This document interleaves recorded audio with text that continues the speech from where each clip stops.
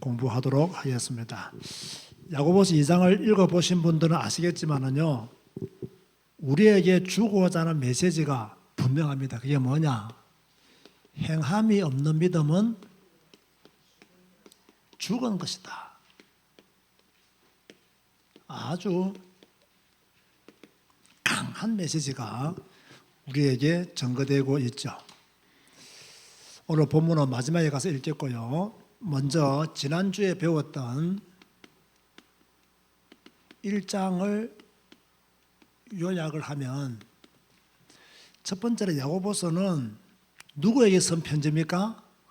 흩어져 있는 그리스도인들에게. 그죠? 이 흩어져 있는 그리스도인들을 헬라어로 한다면 디아스포라를 한다. 이들은 주로 언제 헤어졌느냐, 흩어졌느냐? 서대반 순교 이후에 큰 핍박이 일어나서 흩어졌다. 그 디아스포라들을 말한다. 그런가 하면 이미, 그죠?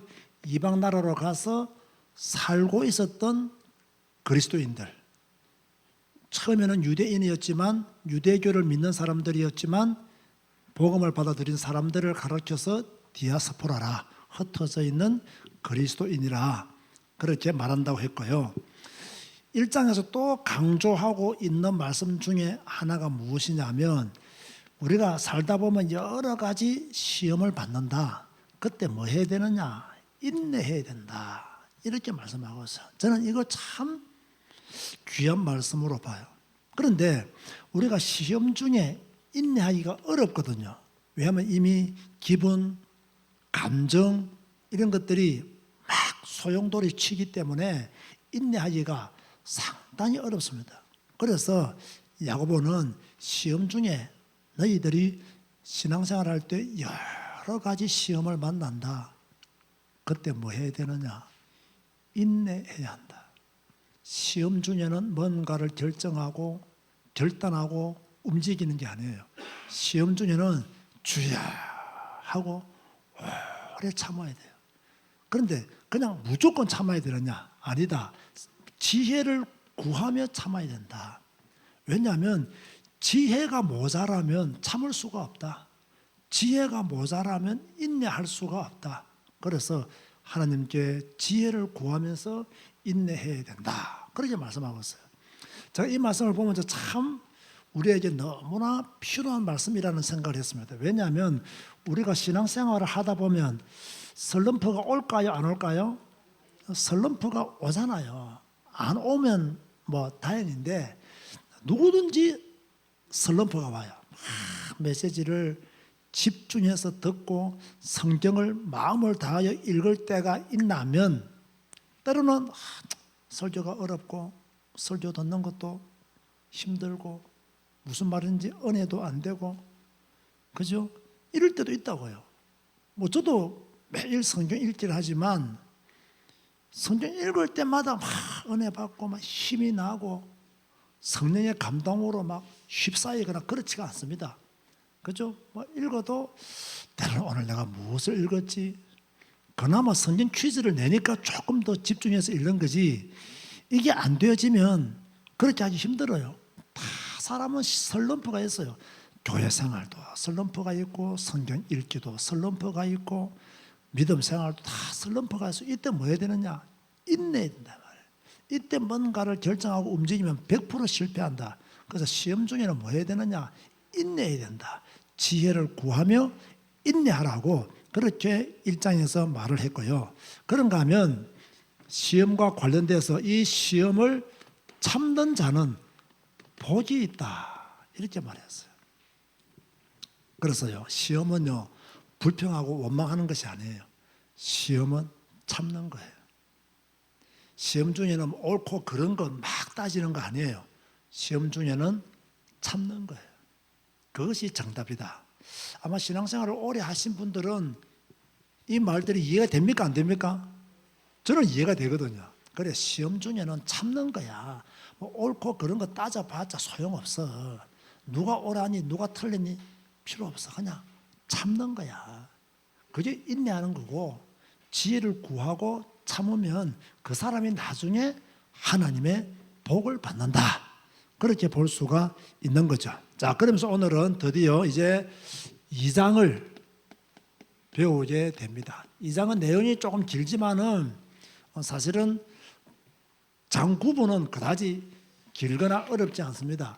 1절에서 13절 말씀까지는 차별하지 말고 이웃을 사랑하라. 이런 내용이 1절에서 13절에 기록되어 있고요. 14절에서 26절까지는 믿음이 있느냐? 그러면 행함으로 너의 믿음을 입증해라. 는 내용이 2장이에요. 그 2장은 간단해요. 차별하지 마라.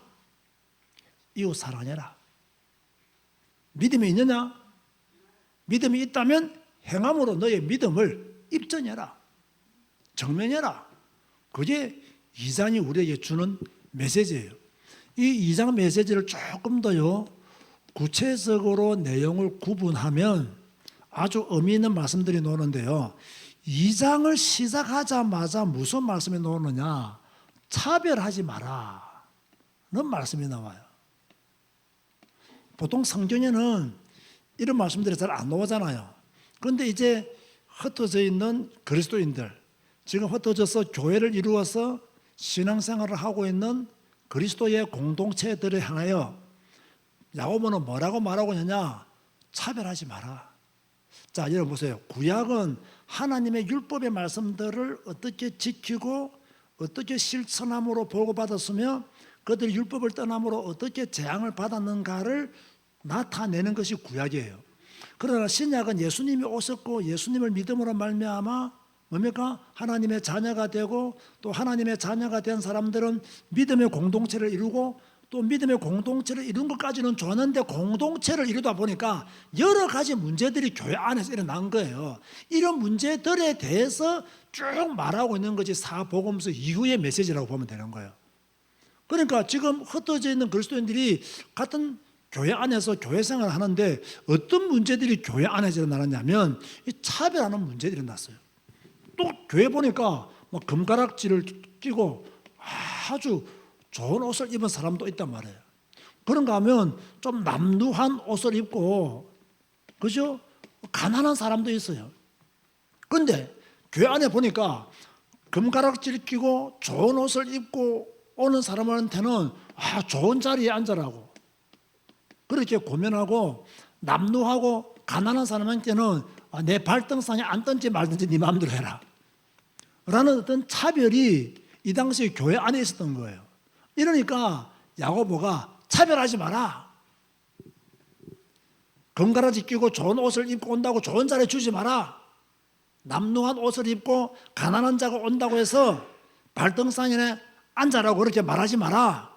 그런데요, 이 차별에 대해서 야고보서가 분명하게 말하고 있는 생각이 무엇이냐면요, 차별은 차별 자체가 악한 생각이다 라고 말씀하고 있어요.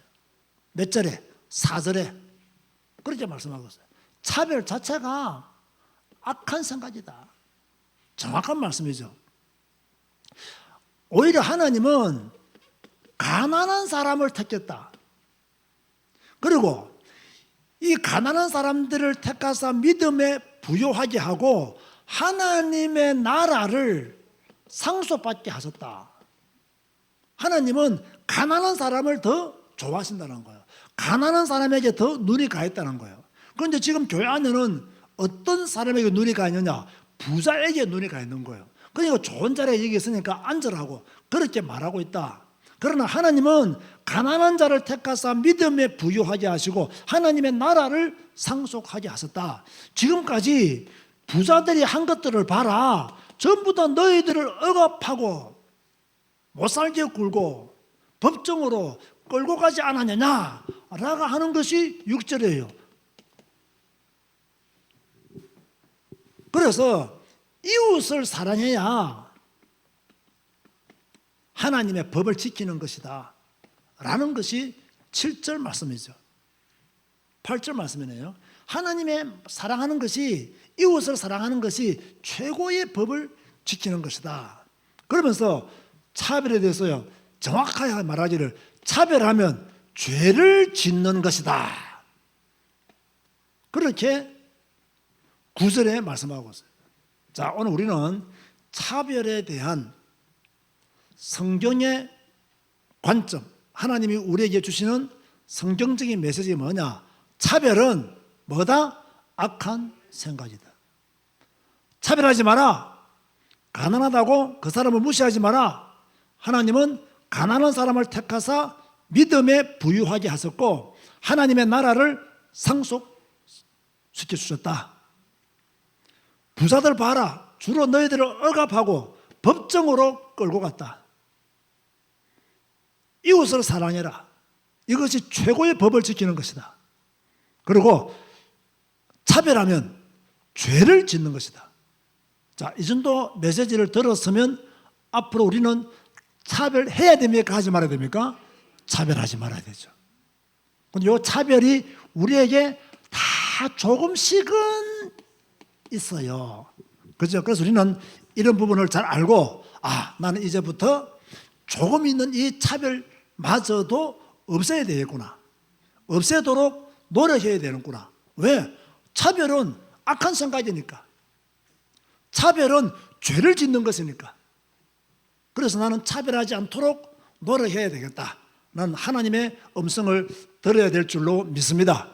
그런가 하면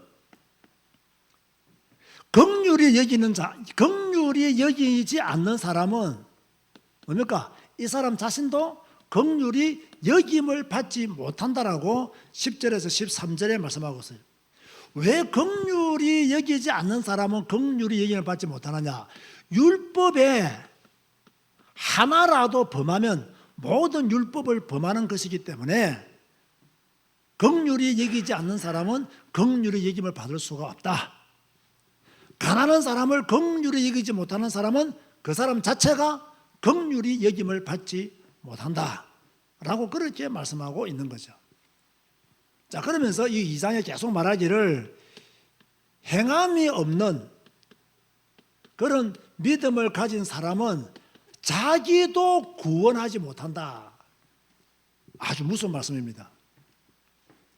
14절 17절 말씀에 행함이 없는 믿음은 자기도 구원하지 못한다. 중요한 말씀이죠. 행함이 없으면 그 사람의 믿음은 자기도 구원하지 못하는 거예요. 그러니까 야고보서는 줄기차게 무엇을 말하고 있냐면 행함이 있는 믿음의 성도가 되라는 거예요. 행함을 통하여 그 사람의 믿음을 평가하는 것이지 믿음 보이지 않는 이것을 통해서 그 사람의 믿음을 평가하기 어렵다. 그 사람이 믿음의 사람이라면 그 사람의 행함을 보면 그 사람의 믿음이 나타난다. 사실요, 신구의 정체 전체에서 야고보같이 분명한 메시지를 던져주고 있는 것도 드물어요. 행함이 있는 믿음이라야 자기를 구원한다는 거예요. 행함이 없는 믿음은 자기도 구원하지 못한다. 그렇게 말씀하고 있어요. 자, 그러면서 예를 들기를 지금 이 형제가 일용할 양식이 없는 거예요. 자, 일용할 양식이 없다는 것을 알았다면, 요즘은 진짜 누가 일용할 양식이 없는지 없는 척 하는지를 모르기 때문에 도와주는 것도 쉽지가 않아요. 그러나 진짜 일용할 양식이 없다는 것을 알았다면 믿음의 행위는 뭐겠습니까? 도와주는 거예요. 밥이라도 한 끼 사주는 거예요. 살이라도 조금 나눠주는 거예요. 그게 믿음 있는 자의 행함이라는 거예요. 그런데 말로만 하나님의 축복이 함께 하시기를 바랍니다. 일용할 양식이 없는데 말로만 하나님의 돌보심이 함께 있을 것입니다. 지금 일용할 양식이 없는데 말로만 덥게 따뜻하게 잘 먹을 날이 올 겁니다. 말로만 이렇게 하는 것은 야고보의 관점에서 본다면 그 사람은 뭐가 없는 믿음이다? 행함이 없는 믿음이다. 말은 그렇듯하지만 하나님이 함께 하시기를 바라고 하나님의 은혜 가운데 일용할 양식을 얻게 되기를 바랍니다. 말은 다 그럴듯한데 이 사람을 이대로 버려두는 것은 행함이 없는 믿음의 사람의 모습이다. 이런 사람은 자기도 구원하지 못한다. 야고보서는요, 지금 우리에게 그렇게 말씀하고 있는 거예요. 저는 이 말씀을 준비하면서요, 약간 회개가 되더라고요. 뭐 왜 회개가 되는지는 모르겠지만, 나도 이랬을 때가 있었겠구나, 나도 이럴 경우들이 있었겠구나 라는 생각이 들더라고요. 저는 뭐 그렇게 남을 도와주는 일에 후하지도 않지만은 그다지 인색한 편도 아니거든요. 진짜 없어 보인다면 도와줄 수도 있고 도와주기도 하고, 오른손이 할 일을 왼손이 모르게도 할 수가 있어요. 그런데 어떨 때는 이 사람이 나를 속이는 건지 이것 때문에 안 도와줄 수도 있거든요. 그럼 안 도와주고 나면 그냥 도와줄 걸 이라는 생각이 들 때도 있어 사실요. 그런 걸 생각하면서 행함이 있는 믿음은 바로 그런 것도 다 해당하는 것이구나 라는 생각을 하는 거예요. 그런데 아주 또 재미있는 이야기가 하나 있어요. 귀신들도 하나님은 한 분인 줄 안다는 거예요. 이게 무슨 말이냐면 보세요 여러분, 이게 중요한 이야기인데요. 자, 귀신들이 하나님이 한 분인 줄 알아. 그러면 이 귀신들이 하나님이 한 분인 줄 아는데 이 귀신들이 하나님이 원하는 삶을 삽니까? 안 살잖아요. 귀신들도 알아요, 하나님이 한 분인 줄. 그런데 이들이, 귀신이 하나님이 원하는 믿음의 삶을 사느냐? 살지 않는다는 거예요. 다시 말해서 알지만 믿음의 행위를 하지 않기 때문에 뭡니까? 귀신이라는 거예요. 알긴 알아요, 하나님이 한 분인 줄. 귀신은 알아요, 하나님은 진짜 전능하신 분이라는 걸. 그런데 귀신이 그러면 하나님의 뜻대로 하나님의 말씀을 이루며 사느냐? 안 산다는 거예요. 자, 우리도 마찬가지라는 거예요. 우리도 하나님을 알아, 하나님을 믿는다고 그래. 그런데 행함이 없는 거예요. 이런 믿음은 잘못된 믿음이다. 이거는 귀신하고 똑같은 수준이다. 행함이 있는 믿음의 성도가 되어라. 지금 야고보는 그렇게 우리에게 강조하고 있는 거예요. 그러면서 자, 우리 조상 아브라함 봐라. 믿음으로 어렵다 여김을 받았느냐, 행함으로 어렵다 여김을 받았느냐. 아브라함은 그의 아들 이삭을 제단에 드리는 행함으로 어렵다 하심을 받았다. 그러므로 믿음이 있으면 반드시 행함이 따라가야 된다. 유대인들에게는 아브라함이 굉장히 중요한 존재잖아요. 아브라함이 그의 아들 이삭을 제단에 바침으로 행함으로 어렵다 여김을 받은 것처럼 우리도 행함으로 어렵다 여김을 받을 수가 있다라고 말하는 거예요. 그러면서 22절에 이렇게 말씀하고 있죠. 믿음은 행함과 함께 일하고 행함은 믿음과 함께 온전하게 된다. 아주 중요한 말씀이에요. 자, 그런데 보세요. 루터나 바울의 어떤 메시지를 강조하는 분들은 일관되게 뭐라고 말합니까? 믿음은 어렵다 여김을, 믿음으로 말미암아 어렵다 여김을 받는다는 것이 바울과 루터가 주장하는 내용이잖아요. 그럼 지금 야고보는 이들의 주장과 동일한 주장으로 들립니까? 조금 반대되는 개념으로 들립니까? 어떤 때는 반대되는 개념으로 들려요. 들리는데 또 깊게 본다면 맥을 같이 하는 그런 메시지로도 이해할 수가 있어요. 그러나 야고보는 어떤 의미에서는 사람이 믿음으로만 어렵게 되는 것이 아니라 행함으로도 뭐가 된다? 어렵게 된다는 거. 그게 바로 여러분 25절 말씀이에요. 24절, 25절 한번 봅시다. 야고보서 2장 24절과 25절 한번 봅시다. 이로 보건대 사람이 행함으로 어렵다 하심을 받고 믿음으로만은 아니니라. 또 이와 같이 기생 라합이 사자들을 접대하여 다른 길로 나가게 할 때에 행함으로 어렵다 하심을 받은 것이 아니냐. 이러면서 야고보는 뭐라고 말씀하고 있습니까? 믿음으로만 어렵다 함을 받는 것이 아니다. 무엇으로 어렵다 함을 받는다? 행함으로 받는다. 어떻게 보면요, 바울이 1절을 말했다면 야고보는 2절을 말했다고 보면 됩니다. 이게 완전한 메시지가 되기 위해서는, 그죠? 물론 바울이 그 당시에 믿음으로 어렵다 여김을 받는다는 그 메시지가 핵심 복음의 키 메시지였어요.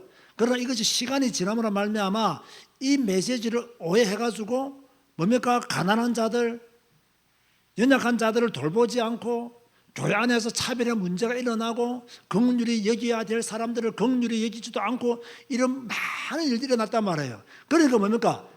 야고보가 뭐라고 말했느냐? 행함으로 믿음을 증거해라. 그러면 있잖아요, 틀린 게 아니고 어떤 면에서는 완벽한 균형을 잡고 있는 거예요.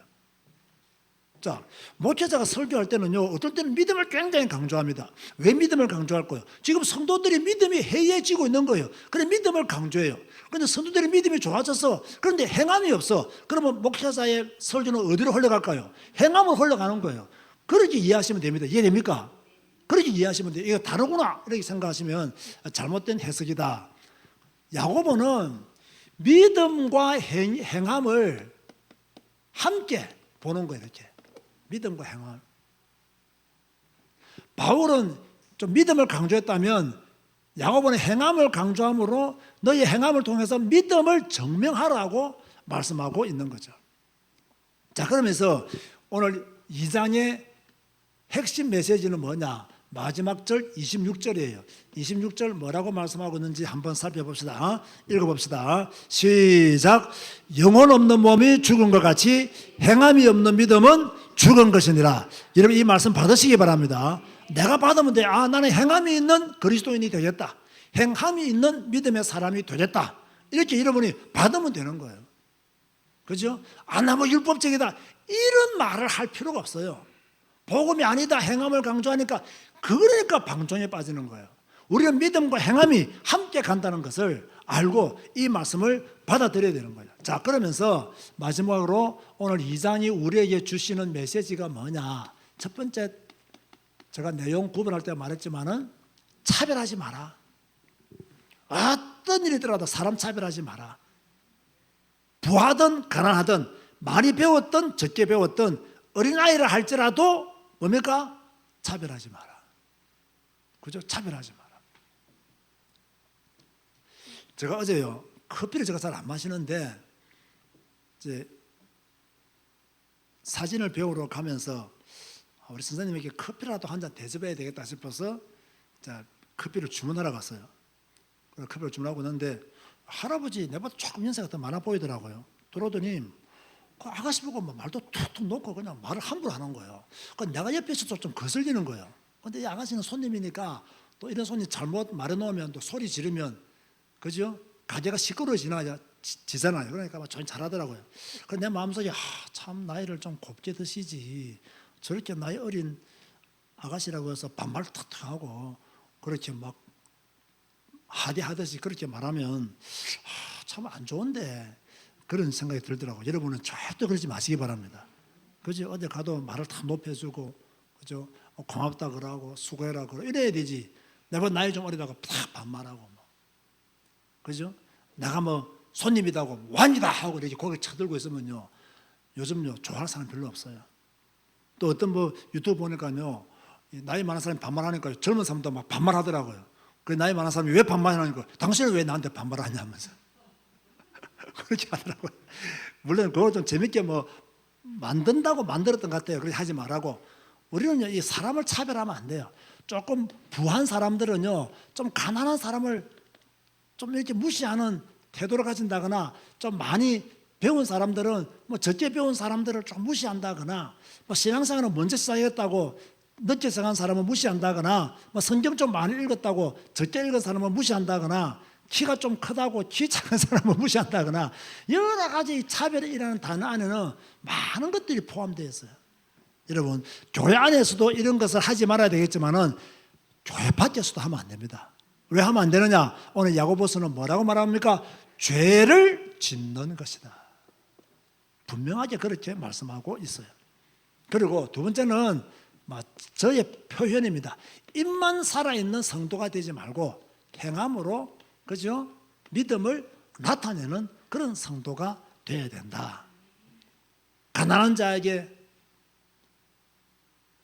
식사라도 함께 대접할 수 있는 그런 행함이 있는 자라야 된다. 입만 살아있어서 안 된다. 세 번째는 뭡니까? 믿음과 행함은 몇 개다?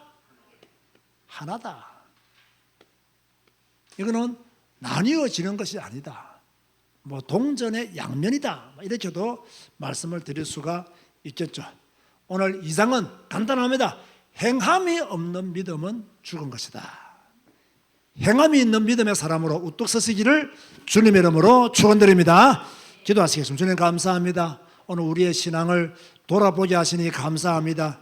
행함이 부족한 우리의 신앙입니다. 오늘부터 행함이 있는 믿음의 성도 될 수 있도록 축복하여 주옵소서. 예수님의 이름으로 기도드리옵나이다. 아멘.